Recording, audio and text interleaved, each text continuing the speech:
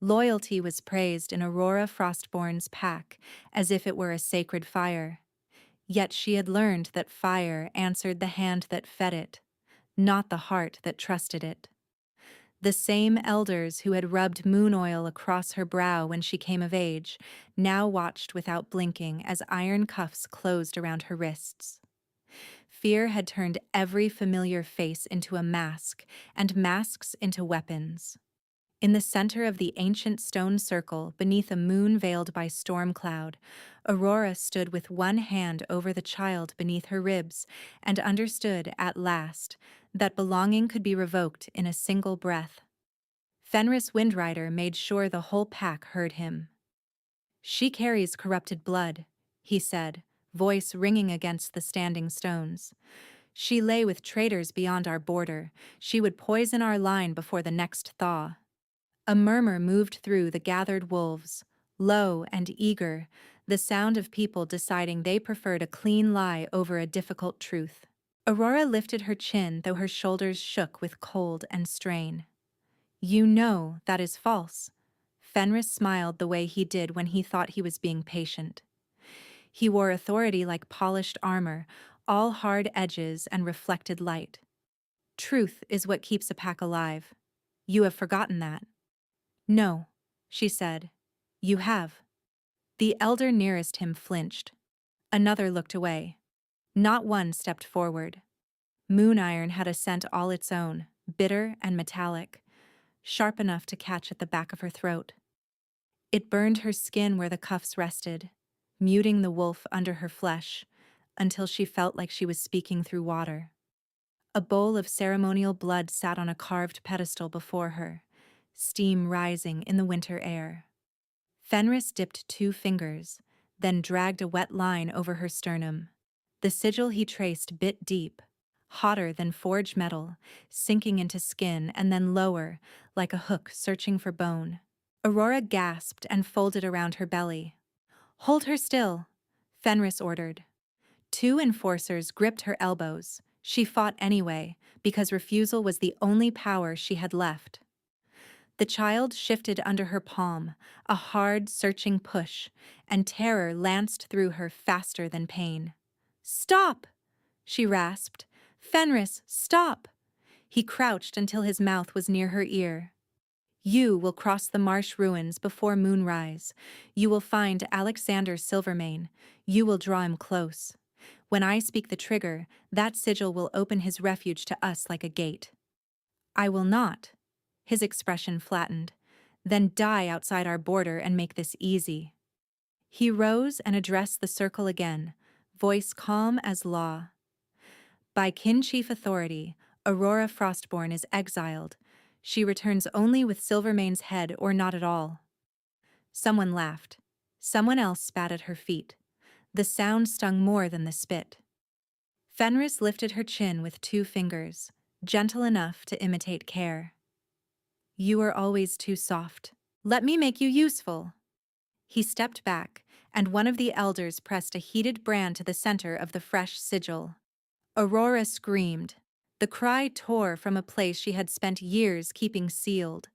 White heat burst behind her eyes, then a thin, needling pulse spread through her chest and down toward her womb, wrong and invasive, as if a stranger's hand had reached inside her skin and started counting. When they unclasped the cuffs, she dropped to one knee on frozen earth. Blood from her split lips spotted the stone. Fenris's boots stopped inches from her hand. "Listen carefully," he said. "If you run anywhere but north, the sigil burns. If you hide, it burns. If you warn him, it burns. When I speak the phrase, it answers. You were born for bloodline duty. You will perform it." Aurora pushed herself up on shaking legs. "I was born a person." His gaze chilled. "Not anymore." They drove her from the circle with torchlight at her back, and jeers following her into the trees. Snow had not yet fallen, but the marsh wind carried winter like a promise. Her cloak had been taken. Her boots were split at the soles. Each step jarred through her hips and lower spine in deep, grinding aches she had tried to hide for weeks. The path she knew since childhood looked alien in darkness, roots like grasping hands, reeds whispering against each other in the black water. She kept one arm wrapped under her belly, palms spread where warmth and life should have felt steady. For a while, she did. Then, halfway down the old timber bridge, the sigil flared. Pain knifed through her chest and down in a hard arc. Her knees hit wet planks. Breath vanished. For 3 beats, maybe 4, she felt only searing pressure and a terrible stillness beneath her hand. The child gave no answer. No, no, move. Please move. The thought came raw and present, not memory, but command. Move. Stay with me. Stay. A faint flutter brushed her palm. Then another, stronger. Relief crashed so hard she almost sobbed into the boards. Fenris had not just branded her, he had leashed 2 hearts to one threat. She pushed upright, teeth grinding against another wave of cramping pain. Behind her, from somewhere near the border stones, a raven cried once, then twice. Scout signal. They were watching to see if she obeyed. Aurora stared north into the marsh dark where ruined watchtowers marked the old war line. She had been taught since childhood that Alexander Silvermane was a butcher king, that his name belonged in warning stories told to pups when they strayed too close to dangerous water.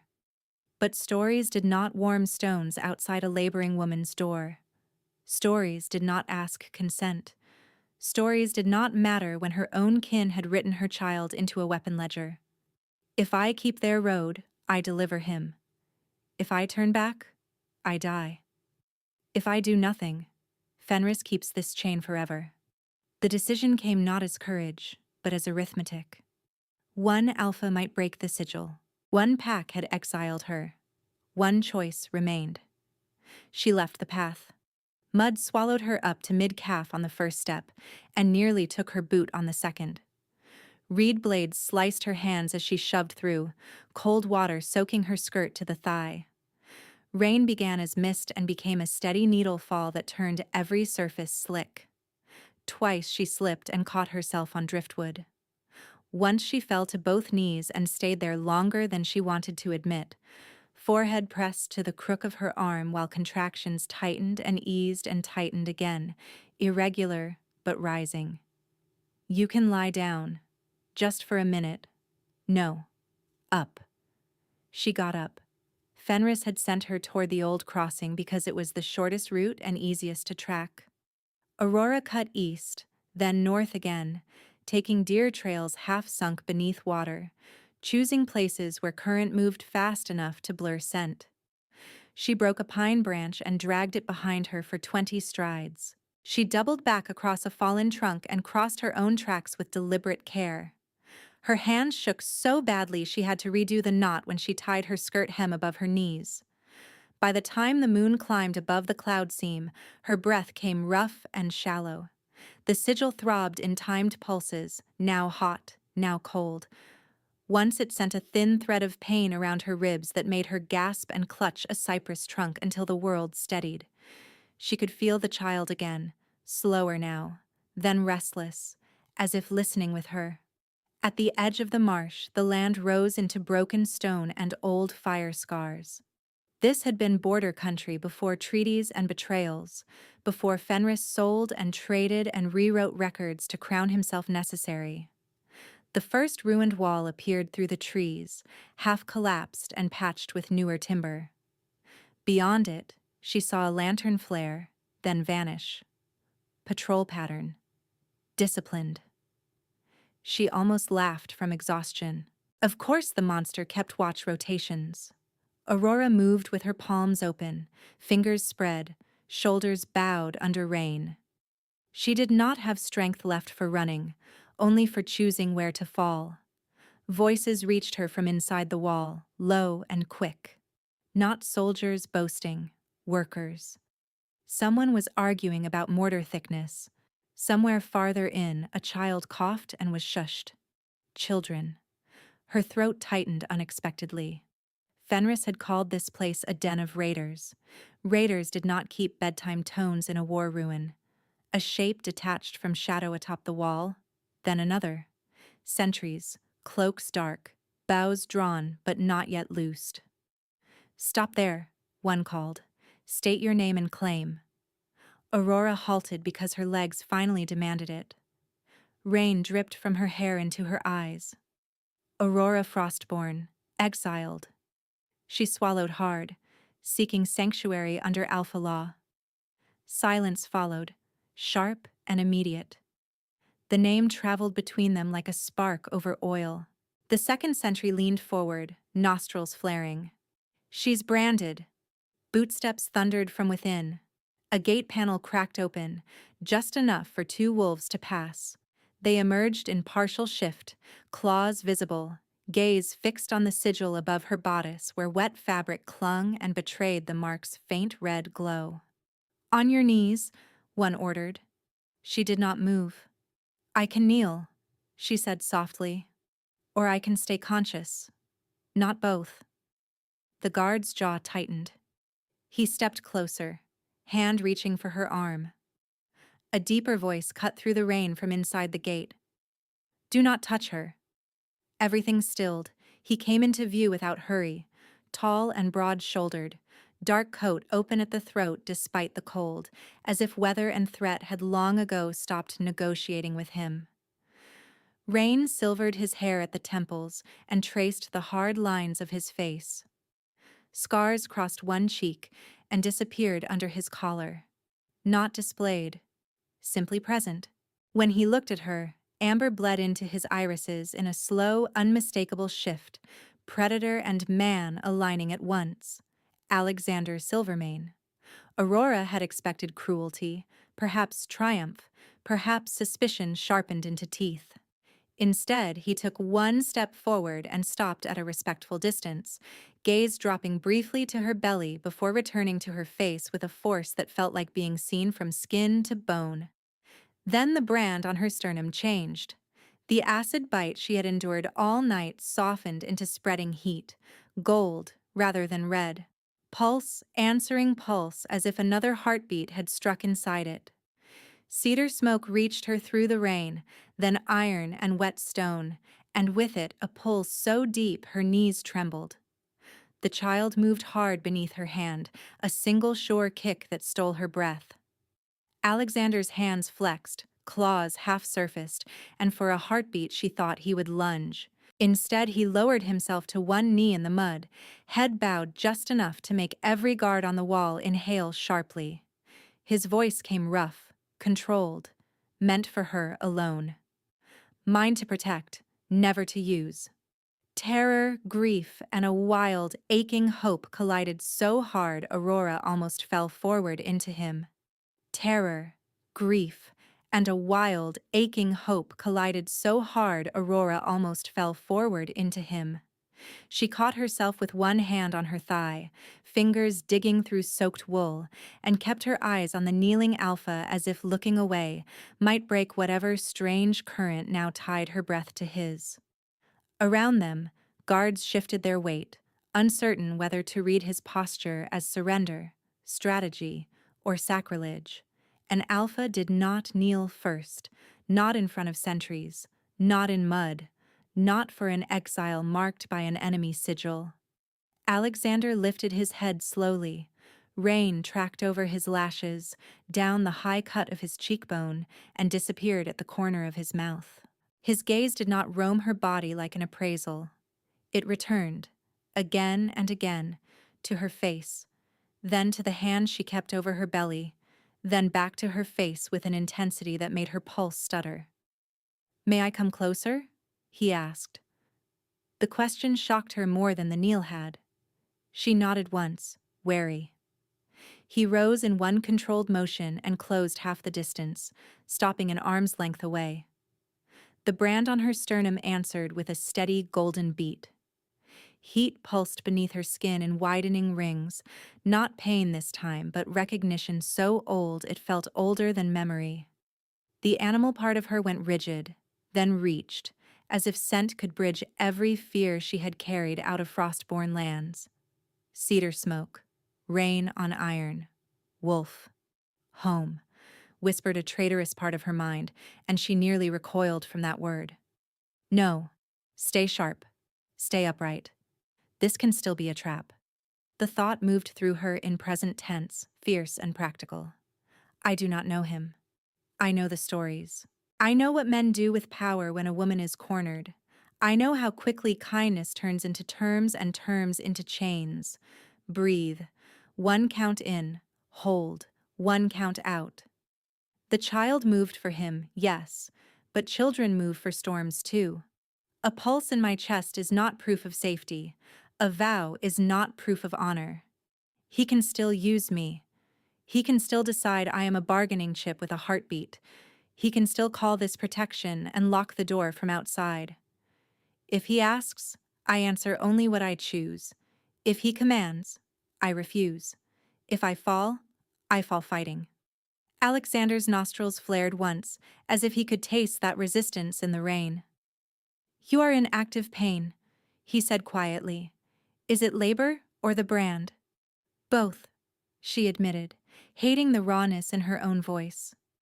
He angled his body slightly, presenting his side to her rather than his chest, a subtle shift that gave her line of sight to both gate and guards. Not crowding, not cornering. You will have sanctuary whether you accept anything else from me or not. One guard on the wall hissed, Alpha! Alexander did not look up. Open the inner gate. She carries Windrider's mark. She carries a child and asked under law. The first guard came down from the wall, rainwater dripping off his braid. His hand hovered near his knife as he circled left, trying to catch Aurora's scent from another angle.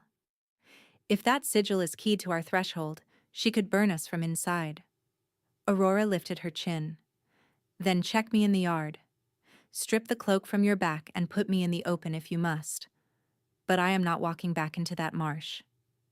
Alexander turned toward the guard at last, and something ancient looked out through his eyes. You will not strip her. You will not touch her. The guard held his stare for 2 breaths, then dropped his gaze first. Gate timbers groaned. A narrow corridor of torchlight opened into the refuge. Patched walls, fresh mortar, stacked firewood under tarps, and farther in, the soft glow of windows covered with oiled cloth. Not a raider den. A place trying to survive winter without pretending winter was merciful. Aurora took 1 step, and her knees buckled under a contraction that gripped her lower back like a fist. She made no sound, only bent, 1 palm braced on wet stone. Alexander's hand lifted on instinct, then stopped in the space between them. May I? He asked. She gave a jerky nod. His hand settled at her elbow, warm despite the rain, firm enough to steady but light enough to release quickly. The contact sent a low thrum through her chest that had nothing to do with the brand and everything to do with the way he waited for every yes. They moved through the gate at her pace. 2 children crouched behind a barrel near the inner wall, eyes wide, one clutching a wooden wolf carved from pine. Aurora saw fear in their faces, then confusion as they watched their alpha guide the branded stranger as if she were fragile glass and not a threat. Alexander glanced at them and softened by a fraction. Inside, he told them. Now. They ran. At the center of the yard, under a canvas awning stretched between columns of old stone, he stopped. I need my healer to see the sigil, he said. She is gentle. She follows your word. Aurora swallowed. No sedatives. None. No restraints. None.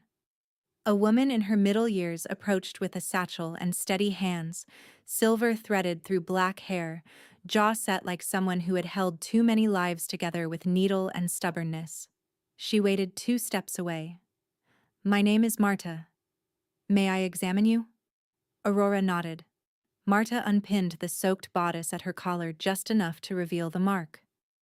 The sigil had shifted from raw red to molten gold lines, almost beautiful in torchlight, which made Aurora hate it more. Marta inhaled sharply. This is keyed to blood command, she murmured, and to distance. Alexander's voice dropped. Can you disable it tonight? Not safely while she is this strained.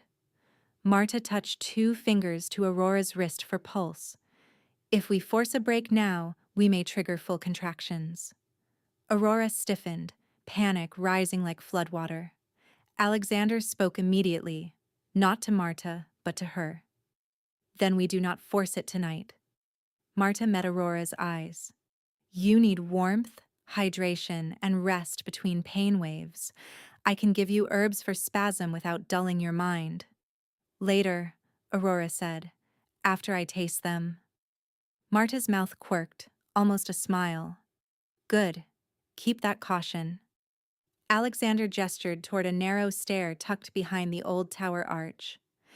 There is a room with a latch on the inside. You choose who enters. I will post no one at your door unless you request it. You trust me that far? I trust your reasons for coming. That answer should have been easier than trust itself. It was not. It landed somewhere deep and unsteady, where hunger for safety had lived too long without food. He walked her to the stair, never once trying to take more weight than she offered. At the landing, she paused, breathing through another tightening band of pain, and looked back. He had stopped at the bottom step, rein still on his shoulders, eyes fixed on her as if waiting for sentence. You said mine to protect, she whispered. Do not call me that unless you understand what it costs me to hear it. His expression did not harden or retreat. Then I will earn the right, or I will never speak it again. She went up without answering, closed the door, and slid the latch herself. Night gathered fast behind the tower windows. Wind rattled loose mortar, then settled into a low moan through the ruined upper levels. Aurora dozed in fragments, waking each time her belly tightened, or a nightmare dragged her back to the stone circle and Fenris's hands. In the dream, she was always smaller, always voiceless, and the brand always reached deeper than skin. She woke with her throat raw and sweat cooling under her shift despite the cold. A knock came, soft enough she almost missed it. Aurora, Alexander said through the wood. Marta said heat may ease the back pain. I am outside with stones from the kitchen fire. You can refuse. Silence held while she measured his tone for pressure. Found none. You can come in, she said, then added quickly, only to the threshold. The latch lifted. He entered and stopped exactly where the floor changed from hall plank to chamber tile. In his hands, wrapped in linen, were 2 smooth river stones breathing warmth into the room. He set them on a stool and stepped back. Press one here, he said, touching his own lower spine to demonstrate rather than reaching for her. And one low across the front. Another contraction climbed. Aurora sat on the edge of the pallet, jaw clenched, and obeyed. Heat seeped through muscle, easing the edge enough that she could draw a full breath. Alexander lowered himself to the floor outside the open doorframe, back to the hall wall, visible but not imposing. Count with me if you want. She almost snapped that she did not need coaching. Pain made liars of pride. She nodded. In for 4, he said. Hold 2. Out for 6. They repeated it through 2 waves. On the third, she cursed under her breath and slammed the stone harder against her back. I hate this, she said. I hate needing anyone. I know. No, you do not. A pause. Then, dryly. I once fainted while Marta stitched my shoulder. Collapsed face first into the basin. A 14-year-old apprentice had to revive me with vinegar under my nose while the entire guard watched. Aurora blinked, startled into a short, involuntary laugh that tipped at once into tears. She pressed her wrist over her eyes, furious at the wetness. That cannot be true. It is, and they still whisper about it whenever I pretend to be dignified. A huff of broken laughter escaped her again. The room eased by a degree. When the pain ebbed, he stood and retrieved a covered bowl from the hall table, then returned to the threshold. Bone broth. Marta fortified it. You taste first. He handed her the spoon, waiting while she tested it. Now me. He took a sip from the same spoon and swallowed. No poison checks by servants, no offended alpha pride, just quiet procedure offered as respect. She ate slowly while he remained in the hall, speaking only when she asked a question. Which herbs were in the broth? How many children were in the refuge? Whether Fenris scouts had been spotted. His answers were concise and direct. No heroic embellishment. When the bowl was empty, Aurora leaned her head against the wall and watched him in profile, firelight striping his scarred cheek. "Why this restraint?" she asked. "Most alphas would call it weakness." He turned, forearms resting on his knees. "I had power once that arrived faster than judgment. I used it on wolves who had already surrendered. I called that efficiency. Later, I called it survival. It was neither." His gaze held hers. "Restraint is the only part of strength that can be trusted." The words settled like weight and shelter both. She had no reply ready for them. At dawn, bells rang from the lower yard, 3 short strikes for council assembly. Aurora had barely slept, yet she rose anyway, tied her hair back with steady hands, and chose the least torn of the spare dresses Marta had left. The brand on her chest was warm but quiet. Quiet could still be danger. Quiet could also be reprieve. She had not decided which. A guard escorted her to the great room, an old barracks hall repaired into a council chamber with mismatched benches, a long stone table, and windows patched in leaded panes. Frost had feathered at the edges from overnight cold. Wolves lined both walls, some in work leathers, some in partial shift, all armed with suspicion. Alexander stood at the head of the table, speaking with his beta when she entered. He broke off immediately and crossed to meet her halfway. No theatrical flourish, just an intentional repositioning that placed him between her and the densest cluster of sentries. 3 of them stepped forward together, all young, all scarred.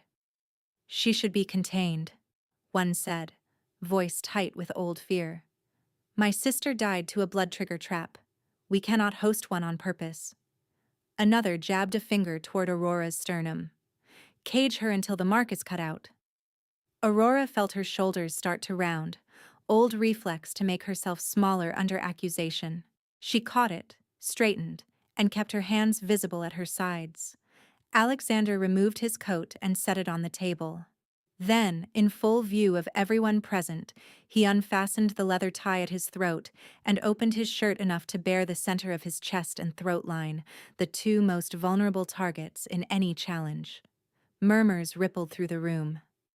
"Under ancient alpha law," he said, voice carrying cleanly, "a pregnant she-wolf who seeks sanctuary cannot be harmed, caged, or surrendered while under my protection.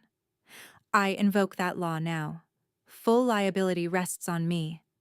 The first sentry's jaw flexed. "Law does not stop fire." "No," Alexander said. "Leadership does." The third sentry moved anyway, anger outrunning discipline. He reached toward Aurora's arm as if to drag her backward into line. Alexander's aura hit the room like winter breaking through thin walls. Frost spread in thin white veins across the nearest window panes. Every wolf in the chamber went still. The sentry froze with his hand inches from Aurora's sleeve. Alexander did not raise his voice. He did not need to. "Any hand raised against Aurora is a hand raised against your future queen." The sentence hung over stone and breath and old fear. Then he turned away from his own wolves and looked only at her. "Where do you want to sit?" The question split her open in a place Fenris had spent years teaching her not to trust. Choice offered publicly. Not symbolic choice. Actual placement in a room built on hierarchy and witness. The wall bench waited, familiar and safe in its invisibility. The high bench beside the alpha waited too, dangerous in every way that mattered. If she took it, she would become target and declaration at once. If she refused, the room would read retreat and organize itself around her weakness by noon. Aurora inhaled, felt the child settle low and steady, and heard her own voice answer from somewhere calmer than fear. "Beside you." Alexander held out his hand, palm up, and waited. She placed her fingers in his, let him guide her to the high bench, and sat without bowing her head. Around the chamber, power lines redrew themselves in real time, skepticism hardening in some faces, reluctant respect in others, calculation everywhere. For the first time since the stone circle, Aurora did not feel like cargo being moved between stronger hands. She felt the first hinge of a different future turn. For a long breath, no one in the chamber moved, as if the old hall itself were listening to see whether anyone would dare contest what had just been spoken into law. Then the outer door slammed open against stone, wind knifed through the room, and a courier stumbled in with a black-feathered raven clutched to his forearm. The bird's leg carried 3 wax seals, Windrider Blue, Council Gray, and the narrow spiral mark used by contracted blood mages. Every face at the table tightened. The courier bowed to Alexander, but his eyes kept flicking to Aurora's chest, to the warm gold lines hidden under cloth. "Message for Sanctuary Command," he said, delivered to the eastern marker with demand for immediate witness reading. Alexander took the strip, broke the first seal, and read in silence. The muscles along his jaw hardened. He passed it to Aurora without comment. Fenris's handwriting was elegant and cold, each line crafted for an audience beyond this room. By kin-chief decree, Aurora Frostborn was declared mentally compromised, unlawfully detained, and in violation of bloodline duties. Attached beneath was a copy of forged guardianship records naming Fenris legal custodian of her unborn child under fabricated emergency succession law. The final paragraph was the true blade. If she was not surrendered before eclipse, a coalition tribunal would treat Alexander's refuge as a hostile nest harboring a stolen heir. A second slip fell from the folded parchment, smaller, unstamped, and marked with a code Aurora had seen only in her mother's private ledgers. She unfolded it with shaking fingers. A list of names, supplies, border mines traded for military support. At the bottom, dated 6 winters earlier, one line in Fenris's hand. Silvermane Den coordinates confirmed. Payment received. Her vision blurred around the edges. 6 winters earlier was the year Alexander's old pack had burned. "He sold you," she said, voice barely above a whisper. Alexander did not ask what she meant. He read the line over her shoulder, and for one heartbeat his control slipped. His pupils narrowed, predator surfacing so starkly that several sentries took involuntary steps back. When he spoke, his tone was even, which was somehow more frightening than a growl. "He did not only sell us, he sold children, elders, anyone sleeping under my roof that night." Across the table, Beta Ilian dragged a hand over his mouth. "If this is genuine, coalition law collapses against him." "Not before eclipse," Aurora said. "He will move before law can." The room turned to her. She felt the weight and did not duck it. "He used blood mages to key my sigil," she continued. "Distance trigger, command phrase, lineal bind. If he cannot drag me back by decree, he will force me to act from here. He needs spectacle. He needs witnesses who can be fed a rescue story while my body does his work." Marta, who had slipped into the chamber during the reading, nodded once. "She is right. A remote activation could trigger pain waves strong enough to weaken her, perhaps force early labor if repeated. He arrives as grieving kinsman and claims protective right." A low curse rippled through the benches. Not panic, not yet, but something close. Aurora pressed her palm under her ribs and felt a small answering shift from the child, steady but alert. Present tense thought rose sharp and bright through her exhaustion. "I am not shaking because I am weak. I am shaking because my body knows the map of this trap. He has always written my choices as if they were his orders spoken late. If I freeze now, he writes the ending too. If I speak, I become target. and target means danger, and danger means everyone here pays for sheltering me. But silence is the old leash. Silence is how he kept me useful. I can feel the room waiting to decide whether I am burden or warning bell. Breathe. Name the threat. Make it plain enough that no one can pretend later they did not see. Alexander's gaze settled on her, not to silence, to anchor. Say what you need from us. The simplicity of the question hit her harder than accusation would have. She looked around the chamber, at wolves who had lost kin to traps, at workers still wearing mortar dust, at young sentries whose suspicion came from scars, not cruelty. I need every threshold ward doubled and tested against blood command, she said. I need children moved to interior rooms before dusk. I need neutral witnesses summoned now, not after first strike, so Fenris cannot rewrite this in his favor. And I need no one touching my brand without consent, even if it flares. Ilyan thumped his fist once against the table in agreement. Done. Alexander straightened, authority gathering around him like storm pressure. Orders moved fast, runners dispatched, ward teams split by sector, neutral envoys signaled by mirror code from the West Tower.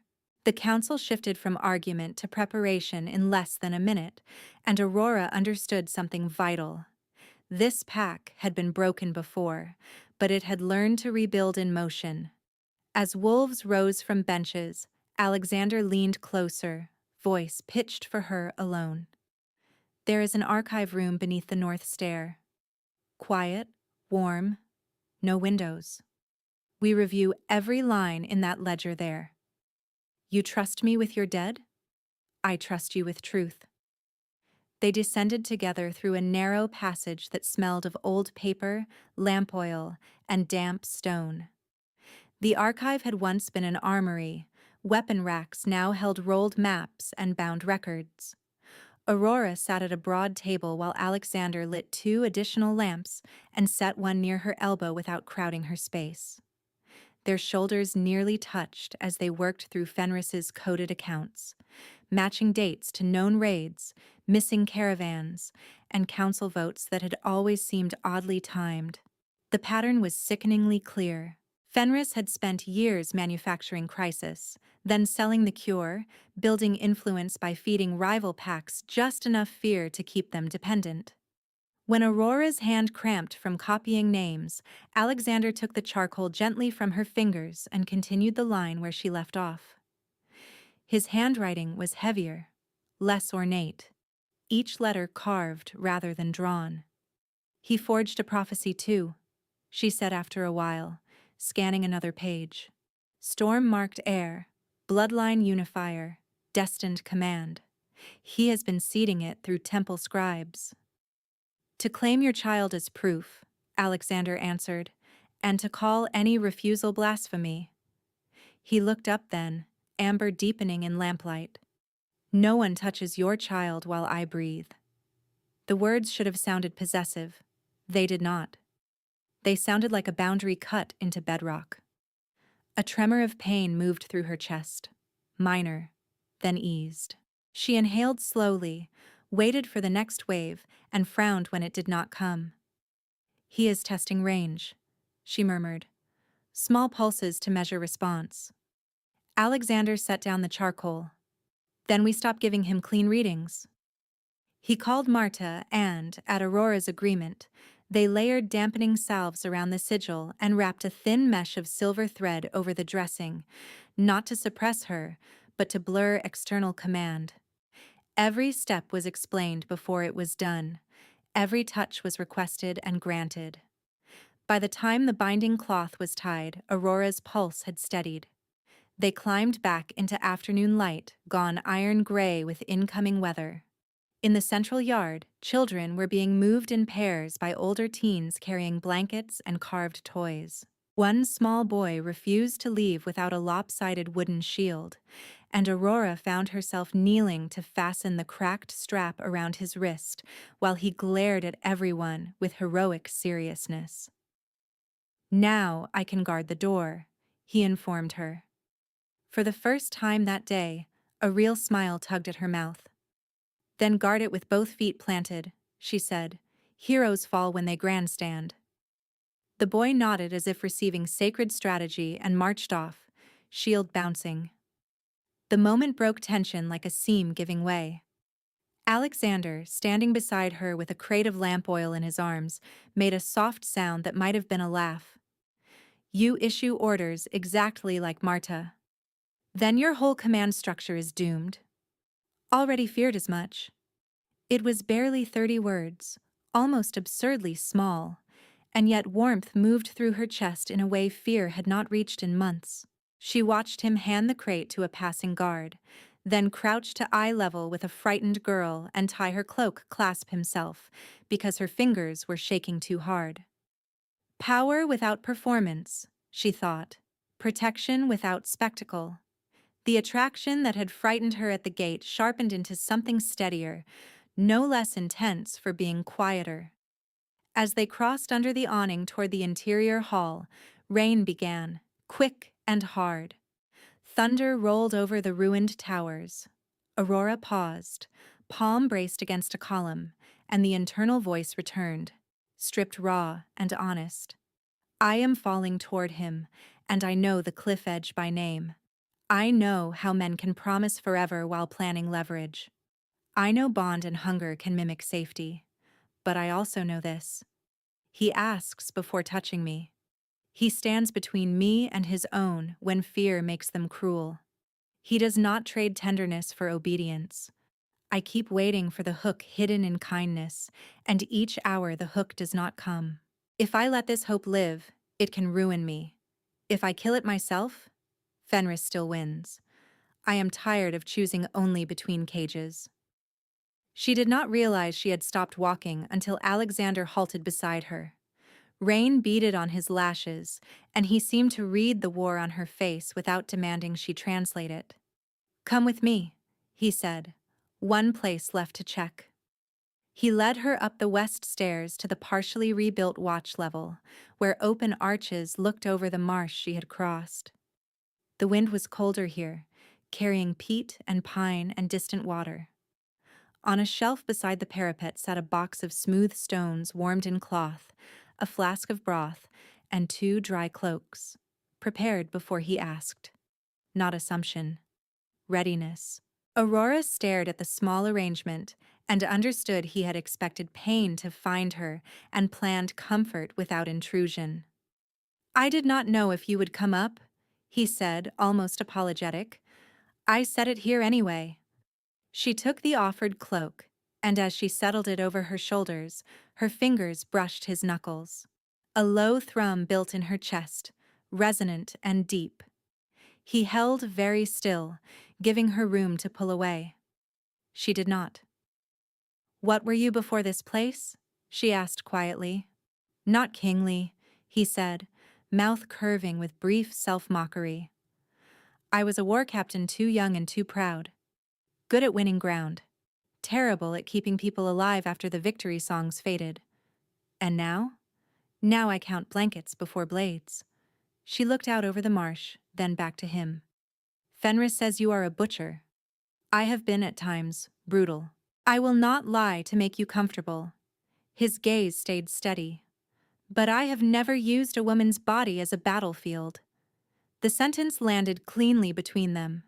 Aurora stepped closer by a fraction, then another, until she could feel his heat through rain-chilled air. I am afraid, she admitted. So am I. Of Fenris? Of failing you when it matters most. Her breath caught. The vulnerability in his voice was not polished, not strategic, and it loosened a knot behind her ribs she had carried so long she barely noticed its weight until it eased. She lifted her hand, slow enough for refusal, and pressed her palm to the center of his chest where his heartbeat struck strong and unhidden. He covered her hand with his. Rough calluses warm against her chilled skin, and they stayed like that for 3 breaths. 4. The storm raging around the tower, while an unexpected quiet settled between them. The quiet shattered with a scream from the lower yard. Aurora jerked back as the brand on her sternum ignited. Not warm gold this time, but white-hot agony that punched the air from her lungs. She dropped to one knee, both hands flying to her belly. The child kicked hard, then went tense, and still in that terrifying way that meant listening, bracing. Below, alarms rang in rapid succession. Ravens wheeled above the outer wall, 6 of them, each trailing a strip of red cloth from its leg. Blood mages. Alexander vaulted the stair rail and landed 2 levels down in a blur of controlled fury, then turned, arms already up to catch her as she staggered after him. "Stay with me," he ordered, voice rough. "Breathe on my count." "I can't," she gasped as another spike tore through her chest and wrapped her spine. "You can. In for 4." He got her moving toward the central yard where Marta and Elion were directing evac lines. At the eastern gate, 3 cloaked figures stood just beyond arrow range, chanting over a basin set on black stone. Even from across the yard, Aurora smelled it. Her own blood, old and iron sour, burning with herbs. Fenris had sent raven mages carrying her hair and blood exactly as she feared. Each chant phrase struck the sigil like a hammer, and each strike dragged downward in brutal waves that made her vision pulse. One of the mages lifted his voice, and through wind and alarms she heard the command phrase Fenris had hissed into her ear at the stone circle.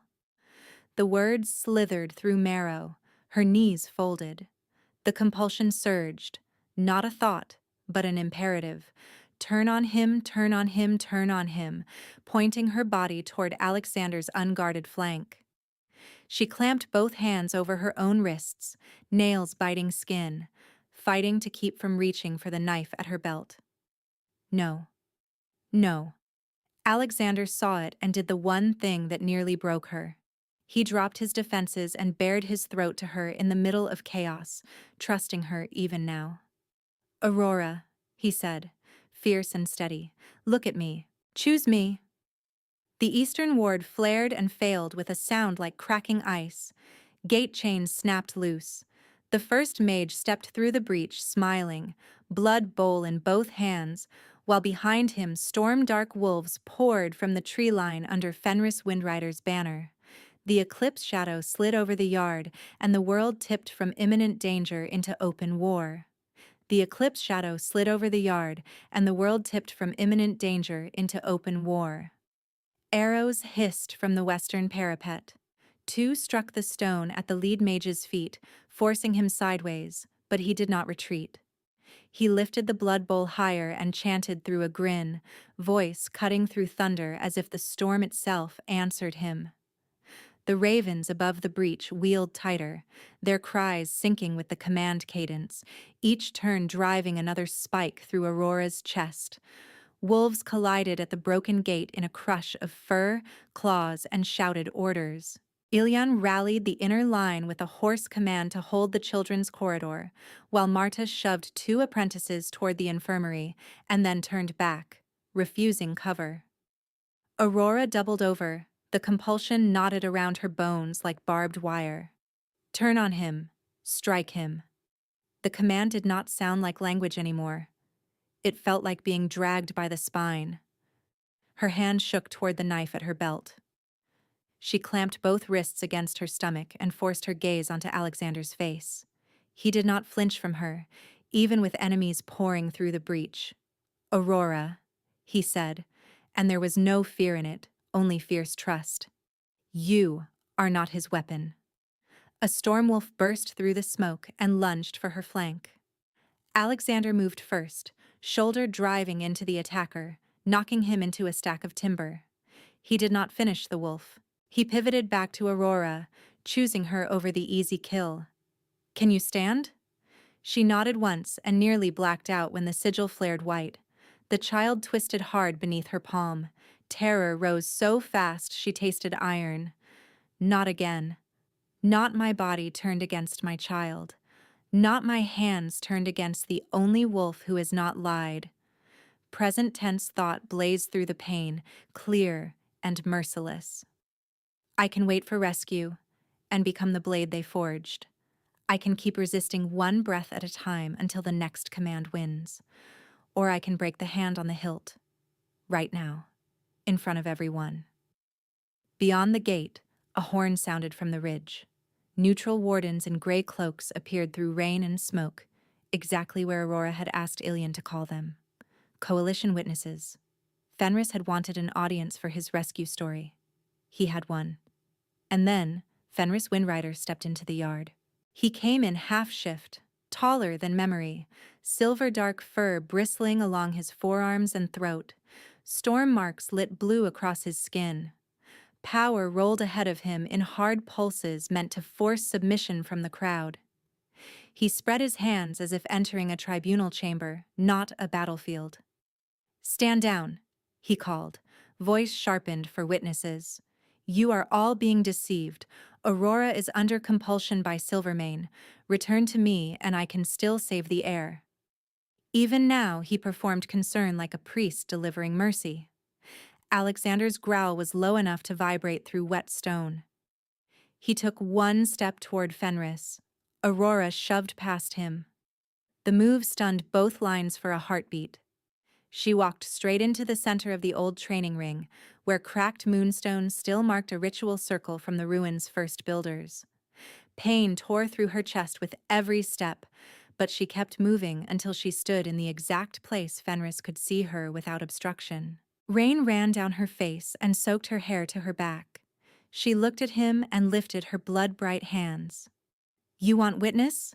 she called across the chaos. "Then watch." Fenris's smile slipped. "Aurora, do not be foolish. He has poisoned your judgment." She took her knife, drew the blade across her own palm, and pressed blood directly over the burning sigil on her sternum. The pain was immediate, blinding, but she held the pressure and spoke from memory older than his forged laws. By First Mother Law, blood cannot be owned, only given.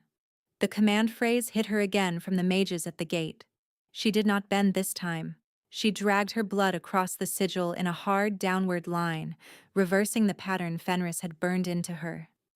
Gold erupted from the mark, not outward like a weapon, but downward into the moonstone circle, then up in a curved barrier around the children's corridor. A visible shield, bright as hammered sunlight in storm dark. The mages screamed as their chant snapped back through the link. One dropped the bowl. It shattered on stone. Aurora's body arched with the backlash.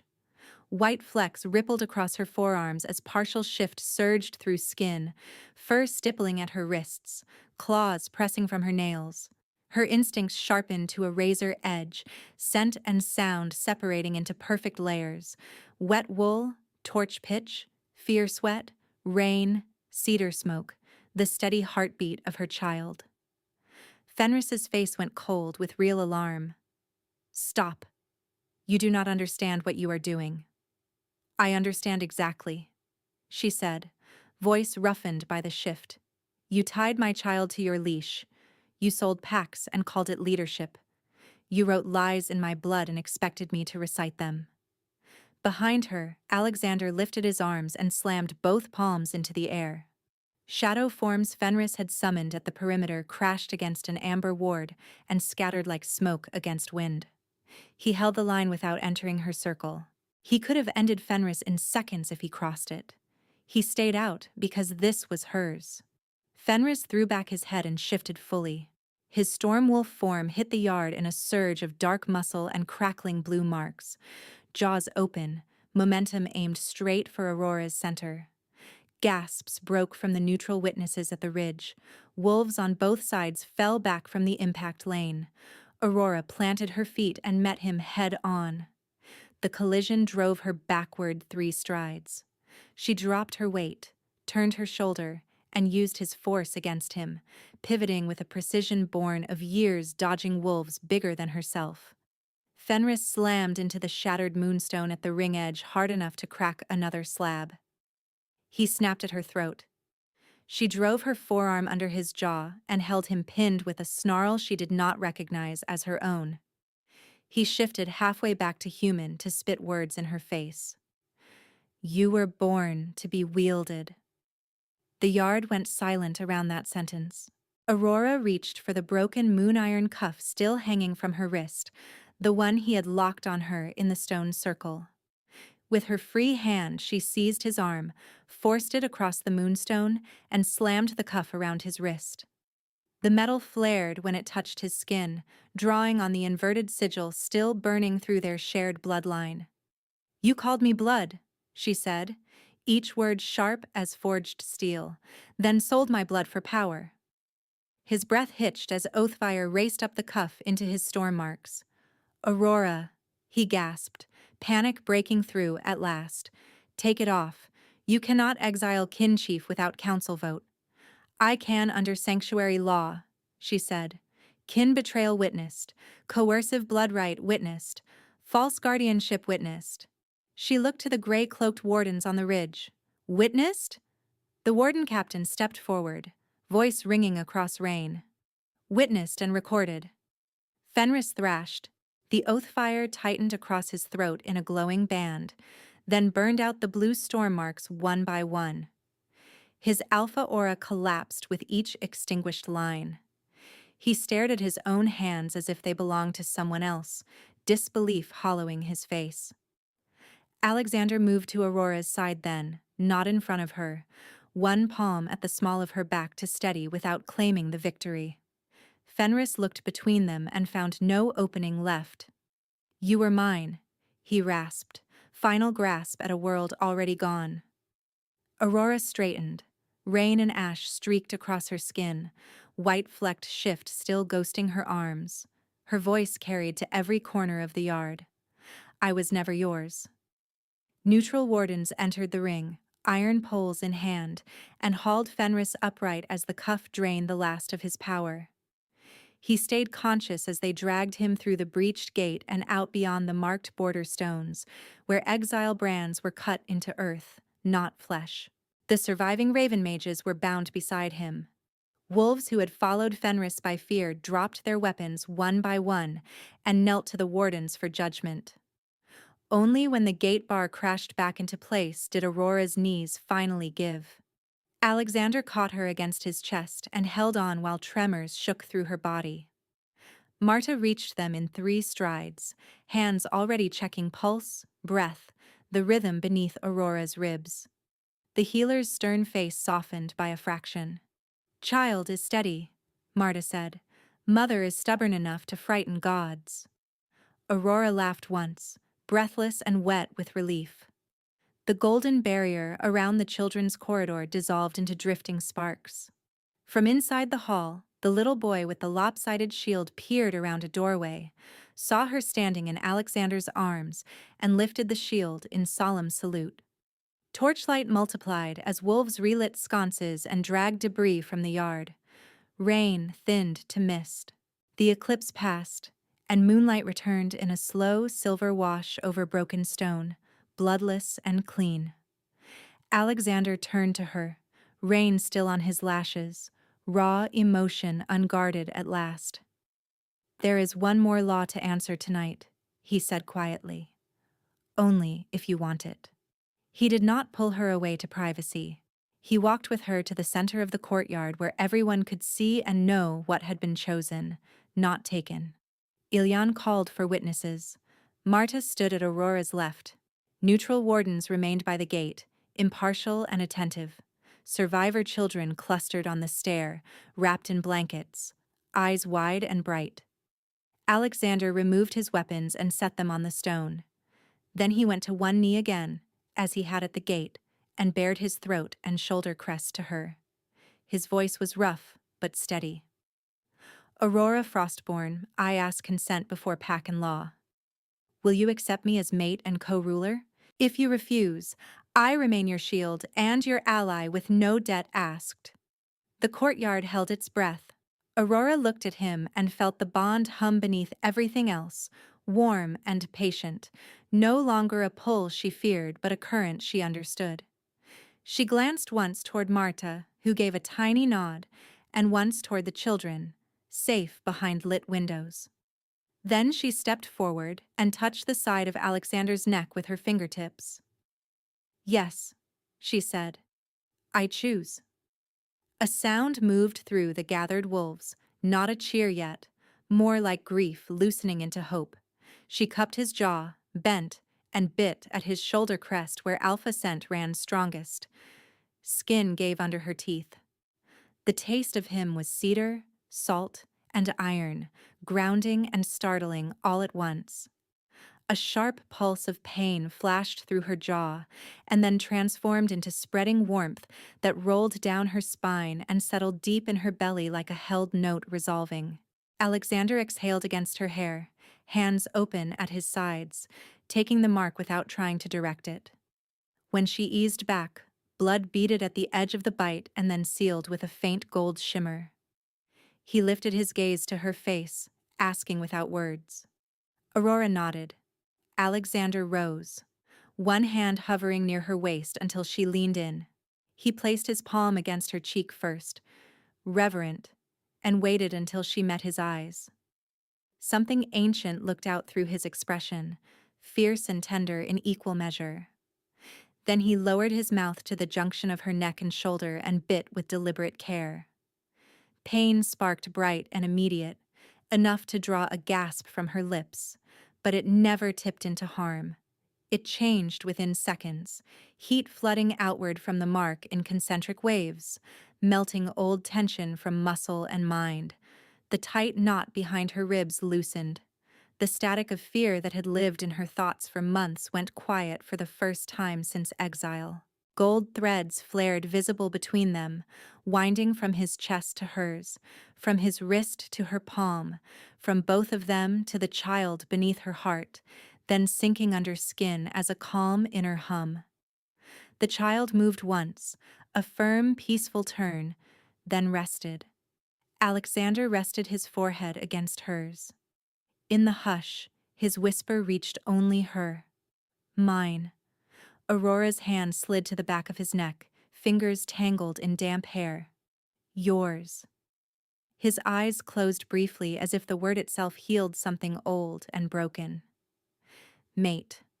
She smiled through tears she did not hide. Mate. He kissed her brow, then drew back just enough to speak where all could hear. No cage, no weapon, only my queen. Aurora turned with him to face the pack and witnesses, shoulders squared, mark warm at her throat. No throne without mercy, only our pack. This time the cheer came, fierce and full, echoing off ruined towers until even the wardens at the gate were smiling despite themselves. Ilian slammed his fist to his chest in formal oath. Marta wiped at one eye as if rain had gotten there and muttered something about foolish dramatic wolves, while everyone ignored the tremor in her voice. They did not leave the courtyard until the dead were named, the wounded counted, and every child accounted for aloud. Then, under a moon finally clear of shadow, Aurora and Alexander stood side by side at the long council table while neutral scribes copied Fenris's ledger, and the warden captain read each charge into record. Forged guardianship, blood coercion, treason by sale of protected coordinates, attempted ritual murder by proxy. Each line stripped another lie of its shelter. Representatives from neighboring packs pressed thumbprints in wax beside the verdict. At dawn, in the same hall where sentries had demanded her caged, Aurora took her seat on the high bench as recognized co-ruler. No one questioned where she belonged now. The old fear in some faces had not vanished, but it had been joined by respect earned in battle and witness. She rose when the chamber quieted and delivered her first decree. From this day, she said, voice clear across stone and glass, any coerced blood right within these borders is punishable by permanent banishment. No kin claim supersedes consent. No child may be bound by prophecy trade, forged guardianship, or ritual debt. Blood cannot be owned. Ilian repeated the decree for record. Marta sealed it with healer's authority. The warden captain marked it enforceable under shared rule law. Wolves who had once looked at Aurora as threat struck their fists to their hearts in assent. Work followed, not as a montage of easy peace, but as lived days of mortar. patrol charts, and hard conversations around firelight. Envoys arrived carrying grievances and cautious offers. Aurora sat through each hearing with Alexander at her side, sometimes disagreeing with him openly, always heard. Fenris's supporters who laid down arms were judged case by case, some exiled for direct participation in rites, some conscripted to rebuild what they had helped destroy, none permitted to hide behind orders. When the first full moon after the eclipse rose over repaired walls, the pack gathered in the great hall, roof still half open to starlight. Aurora stood on the central dais in a dark silver cloak lined with white fur, crown circlet simple and unadorned, except for one moonstone from the shattered ritual ring. Alexander stood at her right, not ahead. The children she had shielded sat in the front row with solemn faces and sticky honey cakes, because Marta had decided every formal ceremony required sugar to keep warriors from taking themselves too seriously. Ilion presented the oath blade. Aurora and Alexander each cut a shallow line on their palms and pressed hands together over the basin. No coercion. No script older than consent. Their vow was short and binding. Chosen love, Alexander said. Shared power, Aurora answered. None weaponized again, they said together. The hall answered with a roar that shook dust from the rafters. Moon cycles turned. The refuge expanded into a true sanctuary, then a kingdom recognized in ink and guarded in practice. On the night Aurora's labor began in earnest, rain tapped the rebuilt hall windows in soft, steady rhythm. She gripped Alexander's hand hard enough to leave crescents and did not apologize for any sound she made.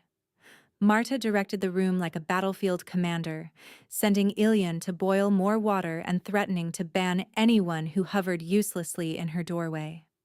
The same little boy with the lopsided shield, now taller and less solemn, waited outside with the older children, announcing to each newcomer that the queen was busy bringing a future into the world, and interruptions would be judged harshly. Hours later, as dawn thinned the dark, a daughter entered the hall with a fierce, indignant cry and a full head of dark hair. Aurora laughed and sobbed at once when Marta laid the baby on her chest.